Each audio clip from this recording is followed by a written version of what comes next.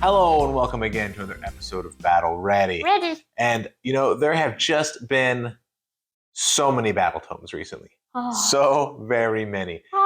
There were 9, I think, in all of last year. And so many. Already there have been 8 this year. There's only, we're 4 months into the year. There have already been 8. And we know that Cities is coming before the end of the year. So it would be 9. And Seraphon should be 10. coming out in the not too distant future. So 10 Battletomes this So year. but I mean, in the last 4 months, there's just been a lot. I know. And so I think many people have been getting the new tomes for our armies. And there's a lot of changes. And so we thought we'd talk about how do you deal with those changes? What happens when the army you've built turns out to work entirely differently? We talked a while ago, and we'll link it up in the corner, about what do you do when the points change on your units and how you deal with that. Mm-hmm. What about when the whole unit changes? What do you do then? So if you say my trolls, who are my smack men, The rock guts? Yeah. Mm-hmm. Changed to support men. Mm-hmm. I would figure out. I would probably toss them because trolls. Well, see, that's the question, Yeah. right? Because I think sometimes you get a new unit and it's like, oh, I don't want to do that. A great example for me, and some of this is personal taste, right? Some of it's not necessarily related to power, mm-hmm. but one of the ones for me is the Sky Wardens for Caradron Overlords. I think the Sky Wardens should have been sort of your elite smackmen, almost cavalry-ish smackmen. Yeah, hitters, right? They're supposed to be the ones that get into the battle. They're the Sky Wardens, not like the Indran Riggers who repair the ships. They're the Sky Wardens. They are meant for fighting and spanking. And they didn't have exactly that role in the prior book, but they were okay. And the new book, I'm assuming this is just degraded further. Yeah, the new book is not so great. They don't fulfill that role at all. They're very different. What is the role? Another example, just from Caradron, because it's on my mind, is the Drecky Flint. Drecky Flint. I'm Drecky Flint. Is the the Thunderers? Because the Thunderers, now they're shock troops, sort of. Well, they still are big shooters. They're still the elite shooter boys, mm-hmm. So that's fine. But their weapon profiles are all super different now. So if I were buying new Thunderers, especially if I wanted to maximize certain things, I might build them with entirely different weapons than I wanted to build them previously. So I do think... Sad that they don't have pin them, shred them, finish them. Yep, totally different now. But, so I do think that sometimes units come out and they're just different. Another good example, I feel like, is Black Coach. Right? The Black Coach... used to be your spanker. Used to be a pretty heavy hitter. It was expensive, but it was a pretty heavy hitter. Now it's more of a dart and... Now it's not as good. It's got a more...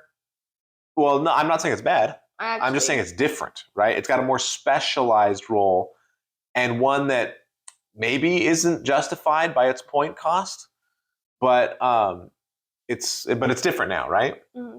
So when you have an army of Night Haunts or Gloomspite or whatever, and you get a new Battletome that just changes the way the units work totally different now. How do you feel about that? I say we use now as an example because Gloomspite, everything was just better. Well, that's a thing too. Sometimes everything just gets better. And I think for the most part, and again, we're looking at it from a casual perspective, right? We can't speak to tournament power or anything like that. But for the most part, I think all of the changes have really been improvements. Yeah. They've given more units defined roles, like, this is supposed to be the hammer. This is supposed to be the chaff. This is supposed to be whatever. Most units in the game have a purpose, and I think that a lot of times, especially with the more recent books like Caradron and Slaanesh, they've given things purpose in really interesting ways, rather than just saying, well, this is supposed to be the one that hits hard, so we'll give it high damage, right? I mean, that's fine, but it's not as interesting as some of the other stuff. So one example of something that changed, I think for the better, is the Twin Souls in Slanesh. Yeah. Because they started off with this weird, wonky. I mean, it worked, but it was just like 5-0. one turn they'd have a 5-up board, next Yeah. turn they'd have re-rolling hits, Yeah. then 5-up board, then re-rolling And hits. it was just so hard to keep track of. Well, I mean, it was okay to keep track of, but when they have the 5-up ward, you want them to, they can take a hit, which is great. But when they have the extra attacks, You want them to be you want them to be things. hitting things, right? So you had to sort of time what their Everything out. thing was based on what battle round it was and who was going, because it changed on your hero phase, not necessarily at the start of the battle round. So it was finicky. Yeah. Whereas now they've taken it and said, all right, they always have a ward, so good. Yeah. And rather than having rerolls to hit, they have an ability that reduces attacks of nearby enemy units. Which is super annoying. That is super annoying. But it's also good because now you're like, okay, so this is something that I can put into combat to make somebody else less effective. And they have some level of durability, maybe not as much as I'd like, but some level of durability to make sure that they are not, going to get smashed and the buff goes away immediately, right? Mm-hmm. So I think they are giving stuff better purposes overall. Yeah. But sometimes they change things. Sometimes they change things, and it's going to change how you play the game. I'm trying to think, what is our biggest example? Gloomspite. Probably Gloomspite. The way the trolls work is much better. Much better, for sure. But between the extra healing, especially the Fell Waters, who can give that amazing debuff, right? And so it's like, if you just wanted to march your trolls forward and smash, you could do that. You could still do that, for sure. But now the game is really incentivizing you to scheme with your trolls. Yes, you want to have your hitter trolls maybe backed up by Fell Waters, rather than before where maybe you have a Fell Water unit over here and a Fell Water unit over there where they can contest and spit and fight a little bit. Now, that's not what you want them to do. What I usually do... You want them next to your heavy hitters so that your heavy hitters can hit heavier, right? Heavier hitters. What I usually do is I have 2 separate troll blocks. Mm-hmm. Each of them has a dank hold. It could be a Troggoth, could be a Trogboss. Mm-hmm. 1 unit tree Rogguts, and then a unit of 3 Fell Waters. That's a pretty powerful unit right there, I think. That's especially if they get the debuff. And the fact that the debuff can be applied on the enemy turn by doing an Unleash. Ooh. So good, because I think they hit on 2s. Yes. So even on Unleash, they hit on 3s. Mm-hmm. Super good. I will say there is one thing that annoys me. What is it? Because when they change how a unit works, I feel like that's not such a big deal. I can adapt. I'm just going to use this unit in a different way now. But I still get to play with my toys. Still get to have my models on the table. It'll be great. But the thing that annoys me is when they make big changes to the weapons. And a good example of this is the Great White Blades for the Graveguard. Because the Great White Blades used to have a much better damage profile. It was 2, right? Yep. And now, I think it might still be 2. Yeah, it is. But now the major advantage over the normal one is that it has 2-inch range. But they're on the small bases. Yeah. So they're going to fight in 2 ranks anyway. But I guess if you had a huge block, they could fight in 3 ranks if you smashed them all in. So that's something. That'd be fun. But it's like, man, now I don't know. Maybe now I would have built them with the shield option. Maybe not. Don't know. And so there's things like that where, you can build these guys with the lances or the hackers, like the gut rippers. Rippers, you can build them with the poking lances or the hackers. Well, I built them all with the poking lances so they'd get the 2-inch range so they could always fight in 2 ranks. But other than that, they are strictly worse than the Choppas. Mm-hmm. So if they change the rules, maybe when 4th edition comes out, they have a rule that says you always get to fight in 2 ranks. Because that's pretty popular. Everybody likes fighting in 2 ranks. Yeah. I think that's a good, when we had Galatian veterans as an automatic thing, that was cool. And now we have it as a battalion. I wonder if that rule is going to stick around. But for the Gut Rippers, if they were in a Galatian veteran battalion, or if they were part of that rule, then the Chapo things are strictly better. Right? They're just better because they have better to wound or better to hit or whatever. The numbers are better. Yeah. Better numbers equals happy. Better numbers is more hits, right? It's going to be more damage. And the only reason you do the sticks is so you can get more attacks. Yeah. But if you get more attacks anyway, sticks are bad. Then the other ones are better. So I would hate to see something like that where suddenly the option I gave them is clearly the worst option. Because then I'm putting the point of either telling everybody, oh yeah, I know they look like they have spears, but actually they have their hackas. Mm-hmm. Or I just play WYSIWYG. Stands for what you see is what you get. WYSIWYG. Or you just play WYSIWYG and you realize, I'm just not gonna do as much damage. It's okay. I'm just gonna put up with it to have cool models.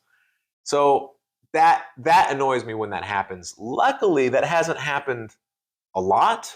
Mm-hmm. I'm a little bit nervous about the Soulblight Gravelords because of the weapon options I gave to the Graveguard and to the Vampire on Zombie Dragon. Mm-hmm. So we'll see what happens there. One thing I think I may have found a loophole. Ooh, a loophole. About the weapon splurbs. Mm-hmm. But it's an expensive one. What's your expensive loophole? So what you do is, you know how you have to stick on the arms? Mm-hmm. Like sometimes the arms are sticked on separately. Mm-hmm. What you do is you take both weapon options, like sticker and hacker, and you stick a magnet. Oh, yeah. Yes, you can like just pull off the arms. Yeah, so people do that all the time, especially with Space Marines, because they're a little bit thicker, so you can get a little bit bigger, better magnet in there. The problem with that, and it's not a bad thing, because people totally do it. It's totally legitimate, and that gets the most out of your models, right? Yeah. So you'll always be able to use the best to arm them the way that you want, right? With actual arms. Arm them. But it is a big hassle, and I feel like you just need the right tools. No, yeah, it's totally doable. I'm not saying it's not doable, but just for me, we've got all of our figures in these boxes, and I would hate to have them all in the boxes, and then have a big baggie of painted arms that I have to keep with them, so I know to trade them off. I don't know. It's just a little bit fiddly. You could do is we stick some models onto the side. You do that, but with arms. Just have a big pile of arms stuck to the side. Yeah, I don't know. I think that's probably more work than I'm willing to do at this point. Maybe in the future. I've looked into several instructionals on how to magnetize. I think for bigger models, like if I was going to redo like the Great Unclean, if I was going to do something big like that again, I probably would look for a way to magnetize, because those are big, expensive models. I might as well get as much out of them as I can. But for your regular guys, I'm probably not doing that to even one group of 10 gut rippers, let alone a block of 20 or 30. Ridiculous. Just paint up a bunch of hands for no reason. Not no reason. But anyway, overall, we haven't had much negativity from new Battletomes, because by and large, the Battletomes have really been on point. Especially Gloomspite. Yeah, Gloomspite's hit it out of the park. I mean, I would say one that wasn't great was probably Daughters of Cain, right? Yeah. It felt very similar to the one from before. It was like minor tweaks. But then you have ones like Gloomspite or Caradron that really changed the army in ways that are better. And now better. Now Gloomspite can actually play and have a chance. Exactly. They're doing pretty good. So I think that it's a concern that I had early on in the hobby, and it's hasn't really panned out to be terribly negative. But if we'd like to know, definitely, when you get a new Battletome and your favorite unit acts totally different, it just does a different thing now. Speaking of which, how do you do? How do you handle it? What do you do? Let us know in the comments. Speaking of which, we really didn't cover this, I don't feel like. What? But we didn't say an answer. We just gave the things that could happen. If like a unit is your heavy hitters, and they get changed to something else, I would say find out what that position is, and then tweak your army to help with that. That's what I would say. Yes, I think it's very similar to the points issue. So if this unit is no longer the hitter, it's now a support unit, then you move it over to the support role and you find something else to be your hitter. Hopefully something you already have, right? If you need to go out and get something new, then you go out and get something new. But I think for the most part, you get to shuffle things around a little bit without really feeling like, oh, now I have no hitters. Or now I have no wizards or whatever. That's what Corn always feels. Yeah, Corn feels that way a lot. He doesn't want any stupid wizards. No arcane tomes for Corn. That's a good thing. So yeah, I think we've been able to sort of roll with it. It hasn't been that big of a deal. I'm gonna roll with it. Good rolling. And it's something that I think hopefully continues to be not a big deal. I think it's helped that all the Battletomes in 3.0 have been pretty solid for the most part. Pretty solid. So that's been a big plus. Any final thoughts? I think we've covered everything. Awesome. All right. Well, this has been another episode of Battle Ready. Thanks so much for watching.